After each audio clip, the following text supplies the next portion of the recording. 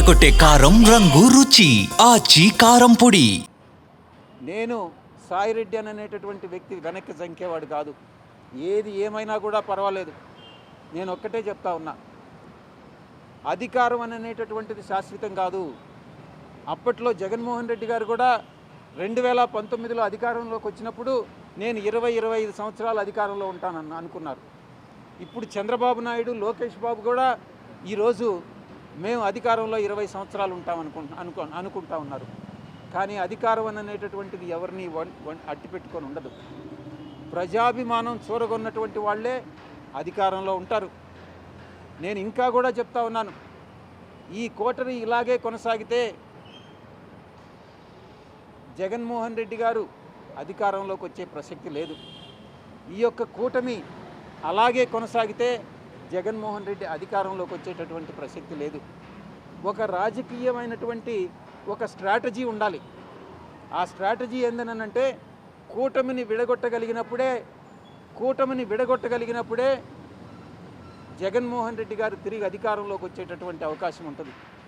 ఆ స్ట్రాటజీ ఇచ్చేటటువంటి వాళ్ళు కానీ, అమలు చేసేటటువంటి వాళ్ళు కానీ ఈ యొక్క కోటరీలో లేరు.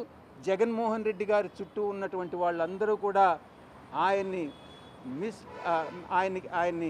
మిస్గైడ్ చేస్తూ ఉన్నారన్నటువంటి విషయం నేను తెలియజేస్తూ ఉన్నా.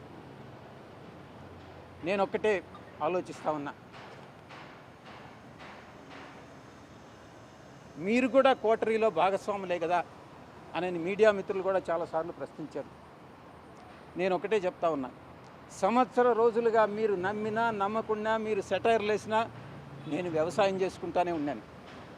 అప్పుడప్పుడు నేను గమ్ముగా ఉండలేను కాబట్టి నాకున్నటువంటి స్వల్పమైనటువంటి రాజకీయ పరిజ్ఞానంతో ఏదో ట్వీట్స్ పెట్టడం, ఏదో టెక్నికల్గాను అకాడమిక్గాను ట్వీట్స్ పెట్టడం చేస్తూ ఉన్నాను.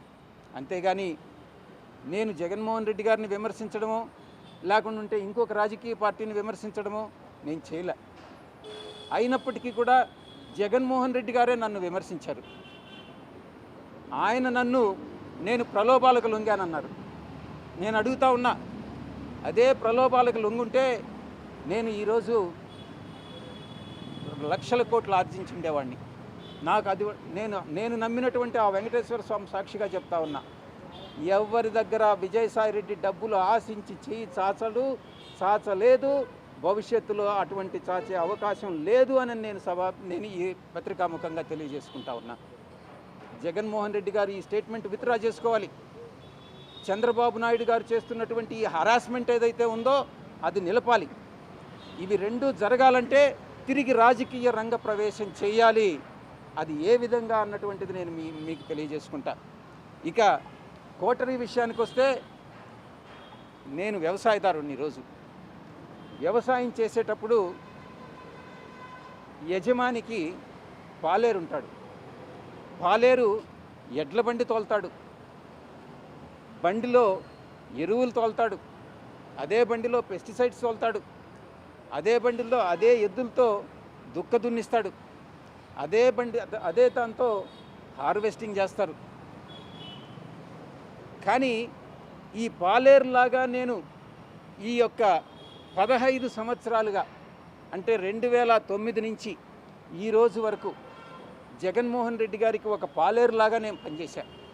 చిత్తశుద్ధితో నిజాయితీగా పనిచేశా జగన్మోహన్ రెడ్డి గారికి.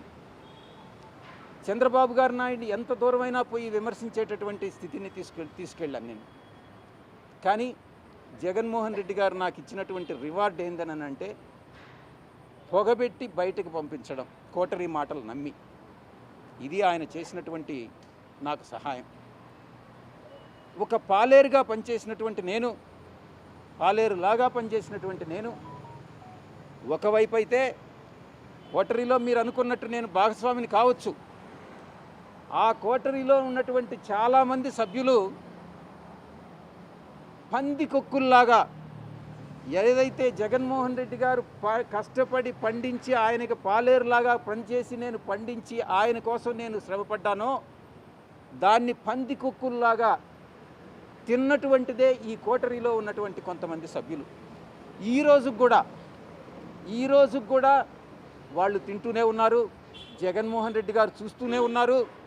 ఈ కోటరీని నమ్ముకున్నంత కాలం జగన్మోహన్ రెడ్డి గారు అధికారంలోకి వచ్చేటటువంటి ప్రసక్తి లేదు. ఎన్ని పాదయాత్రలు చేసినా కూడా అవకాశం లేదు. ఆయనకి ఒక రాజకీయ ప్రణాళికాబద్ధంగా ముందుకెళ్తేనే ఆయన తిరిగి అధికారంలోకి వచ్చేటటువంటి అవకాశం ఉంటుంది.